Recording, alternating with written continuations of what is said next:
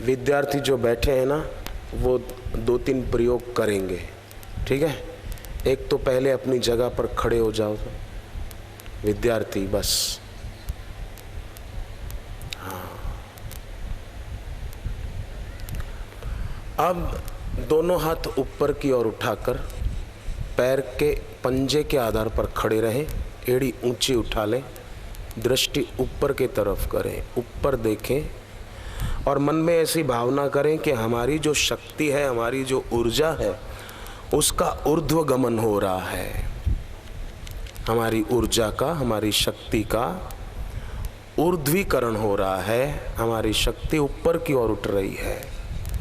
ऊर्जा का अधोगमन विनाश है, ऊर्जा का ऊर्ध्वगमन सर्वांगीण विकास है। ऊर्जा का न बहिर्गमन हो न अधोगमन हो, ऊर्ध्वगमन हो तो आत्मसर्जन होता है। ऊर्जा का अगर अधोगमन हो तो आत्मविध्वंस होता है। अपना घात आप न करें, अपने शत्रु आप न बने।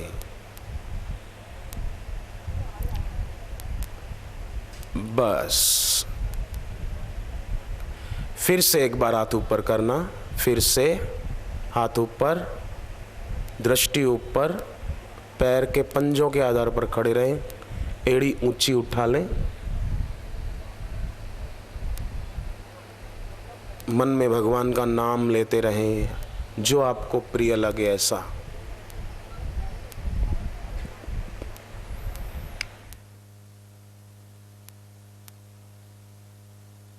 अब एक प्रयोग और करेंगे, दोनों हाथ नीचे। एक प्रयोग करेंगे, पुराने विद्यार्थियों ने शायद किया होगा, मैंने पहले भी 1-2 जगह बताया था। उसे वृक्षासन कहते हैं, जिससे एकाग्रता बढ़ती है। विद्यार्थी भाई बहनों के लिए जरूरी है एकाग्रता का विकसित होना। एकाग्रता बढ़ेगी तो याद शक्ति बढ़ेगी, याद शक्ति बढ़िया होगी तो अच्छे नंबरों से स्वाभाविक पास होंगे। शिक्षक ने क्लास में बच्चों को कहा, बच्चों हर काम मिलजुल के किया करो, आपस में एकता और भाईचारे की भावना को बढ़ाया करो। तो एक लड़के ने खड़े होकर कहा, साहब आप खुद कहते हो आपस में मिलजुल कर काम किया करो, एकता और भाईचारे की भावना बढ़ाया करो, तो जब हम परीक्षा देने बैठते हैं तब हमको दूर दूर क्यों बिठाते हो? मिलजुल के काम करने दिया करो। तो इससे तेरी बुद्धि का विकास कैसे होगा? मैं एक बात बता रहा था, बीच में छूट गई थी, कि स्कूल में, कॉलेज में स्मृति की ही परीक्षा होती है। वर्ष भर आपने जो पढ़ा उसी में से प्रश्न पेपर तैयार होता है, और जिसकी स्मृति जितनी ज़्यादा अच्छी, वो पेपर उतना अच्छी तरह दे पाता है और अच्छे परसेंटेज लाकर कोई डिग्री पा लेता है, कोई इनाम पा लेता है, कोई मेडल पा लेता है, खुश हो जाता है। परंतु सोचिए, क्या जिंदगी खाली बंधे बंधाए सवाल ही उठाएगी? स्वामी विवेकानंद अमेरिका गए तो उनसे कोई बंधे बंधाए प्रश्न पूछे थे क्या? एक लाइब्रेरी में ले गए विवेकानंद को, और वहाँ कई पुस्तकें पढ़ी थी, कई धर्म ग्रंथ पढ़े थे। उसमें भगवत गीता सबसे नीचे पड़ा हुआ था, भगवत गीता सबसे नीचे पड़ा हुआ था ग्रंथ। तो स्वामी विवेकानंद को दिखाया और कहा कि देखो, तुम्हारे देश का ग्रंथ गीता सबसे नीचे पड़ा है और हमारे ग्रंथ ऊपर ऊपर पड़े बड़े बड़े, देखो देखो। स्वामी विवेकानंद ने कहा, तुमने ठीक जगह पर मेरे देश के ग्रंथ गीता को रखा है। कोई भी इमारत ऊंची बनानी हो तो नींव मजबूत चाहिए, तुमने नींव में गीता को रखा है। अगर मैं उसको ही खींच लूं तो सब ग्रंथ गिर जाएंगे।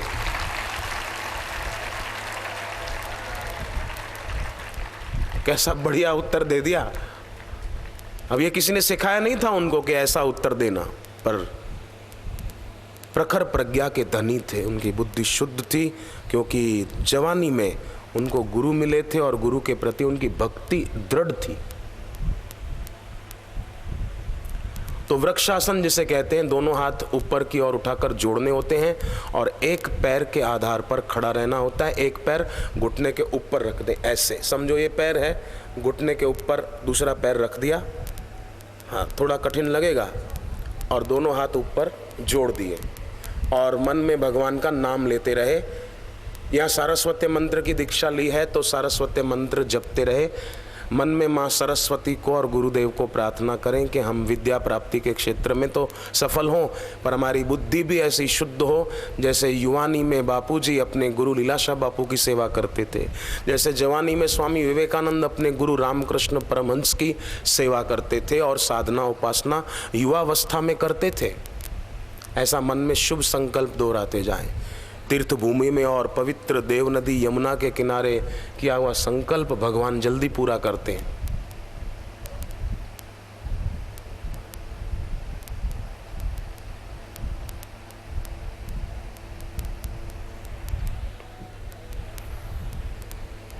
बस छोड़ सकते हैं आसन।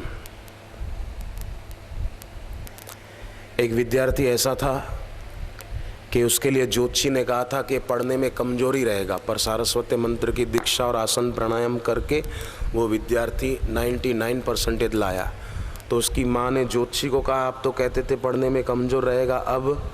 बोले आपका बेटा ज़रूर कोई जप करता है। माँ ने कहा हाँ ज़रूर जप करता है, गुरुदेव ने इसको सारस्वती मंत्र दिया है। दूसरा एक विद्यार्थी था, अंग्रेजी में कमज़ोर था, परंतु सारस्वती मंत्र के जप से अंग्रेजी में इतना होशियार हुआ कि ऑक्सफोर्ड डिक्शनरी के 80,000 शब्द उसको याद रह गए, पेज नंबर के साथ याद रह गए। जीटीवी वालों ने इंटरव्यू लिया तो वो भी दंग रह गए और उनसे पूछा वीरेंद्र मेहता जी से कि आपकी ऐसी सुमरण शक्ति बढ़िया कैसे हो गई? बोले मैं रोज़ बापूजी का दिया हुआ मंत्र जपता हूँ, प्राणायाम करता हूँ, होटलों की चीज़ें नहीं खाता अपवित्र, बस। और प्राणायाम रोज करता हूँ, गुरुदेव ने सिखाए भ्रामरी प्राणायाम।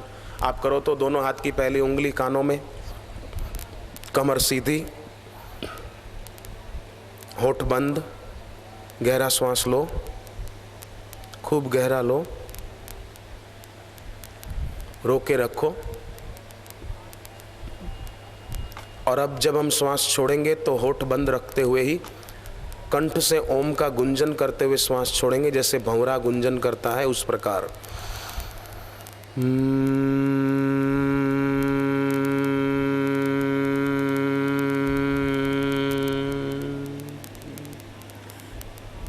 फिर से गहरा श्वास लें,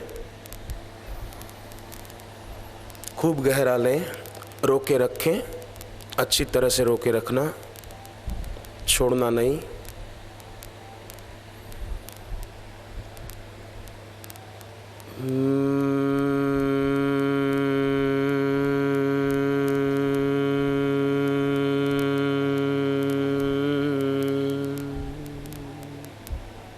एक बार और करेंगे, एक बार और, कानों में उंगली, गहरा श्वास लो,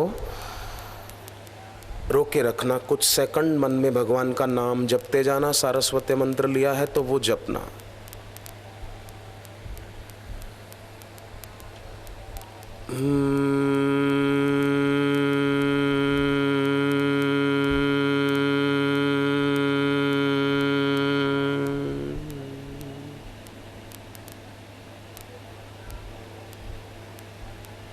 बस। कभी जो विद्यार्थी दीक्षा लिए हुए, मैं उनके लिए बोल रहा हूँ, कभी अपना जप करने बैठे और मन नहीं लग रहा हो तो क्या करना चाहिए पता है? एक मुद्रा आती है यौगिक, जिसको कहते हैं अश्वचालिनी मुद्रा। अश्व मीन्स घोड़ा। जैसे घोड़े पर लगाम डाल देते हैं ना, तो उसको जहाँ ले जाना चाहें अपन लगाम के द्वारा उसको मोड़ सकते हैं, राइट साइड, लेफ्ट साइड अथवा सीधा, जहाँ ले जाना चाहें घोड़े को ले जा सकते हैं। उसी प्रकार इन इंद्रियों रूपी घोड़ों पर लगाम डालने के लिए एक अश्वचालिनी मुद्रा की जाती है। कभी जप में और ध्यान में मन न लग रहा हो तो दोनों हाथ इस प्रकार पंजे मिलाकर पीछे गर्दन को पकड़े और हाथ की कोहनी सामने ला दे ऐसे, और गर्दन को दाएं बाएं हिलाएं, राइट लेफ्ट देखें, खींचे, दाएं दे जाए तो अच्छी तरह खींचे शरीर, बाएं जाए तो अच्छी तरह खींचे, ऊपर नीचे, ऊपर ऊपर देखें, नीचे ऊपर नीचे, ऊपर देखो तो खींचो शरीर को ऊपर अच्छी तरह से, फिर नीचे। ये अश्वचालिनी मुद्रा है। मन में भगवान का नाम और शुभ संकल्प, फिर दाएं बाएं, राइट लेफ्ट।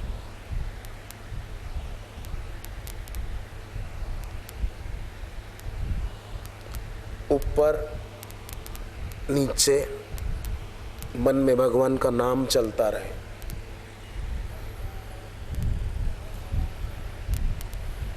बस छोड़ दें। अच्छा लगा ना? रोज 2-3 मिनट करेंगे खाली, ज़्यादा नहीं, तो इससे जप में ध्यान में मन भी लग जाता है। और जप अच्छी तरह हुआ, अंतर यात्रा अच्छी हुई, तो बाहर की यात्रा भी बढ़िया होगी। ईशांत शर्मा जो भारतीय क्रिकेट टीम में फास्ट बॉलर हैं, उनका नियम है जब भी बाहर से मैच खेलकर इंडिया लौटेंगे दिल्ली अपने घर, तो दिल्ली में जो अपना आश्रम है बापू जी का, वहाँ आश्रम में वट वृक्ष की परिक्रमा करने जाने का उनका नियम है। और फिर थोड़ी देर बैठ के ध्यान साधना भी करते हैं आश्रम में। उनके माता पिता ने भी बापू जी से ही दीक्षा ली हुई है।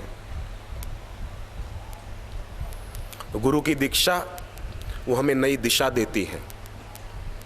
जिसके जीवन में गुरु की दीक्षा नहीं है, समझो उसके जीवन में सही दिशा भी नहीं है। विज्ञान व्यक्ति को गति दे सकता है, विज्ञान ने व्यक्ति को दिशा नहीं दी है। इसलिए आप देखो, जितने भी विज्ञानी हुए हैं वो पश्चिम में हुए हैं, भारत में कोई ऐसे विज्ञानी बड़े हुए नहीं हैं। गणित की आधारशिला जरूर भारत में रखी गई, पर आइंस्टाइन भारत में नहीं जन्मा। भारत हमेशा अंतर यात्रा में उत्सुक रहा है, पश्चिम हमेशा बाह्य यात्रा में उत्सुक रहा। इसलिए विज्ञानी कई, एडिसन, न्यूटन, आइंस्टाइन और कई विदेश में हुए हैं। और भारत में कितने बड़े बड़े ऋषि, महर्षि, महापुरुष, ब्रह्मवेत्ता, संत इस धरती पर हुए हैं, क्योंकि वेद, उपनिषद और गीता का ज्ञान पाकर उन्होंने ईश्वर का साक्षात्कार किया, गुरु की कृपा पाकर। तो यह अवसर हमको ईश्वर ने कृपा करके दिया है अपने ही धाम में। तो जिन ईश्वर ने कृपा करके अपने धाम में यह अवसर दिया है, उन्हीं की कृपा शक्ति से हम अपने इस कार्य में सफल भी हो जाएंगे, जो कार्य करने के लिए मनुष्य शरीर मिला है।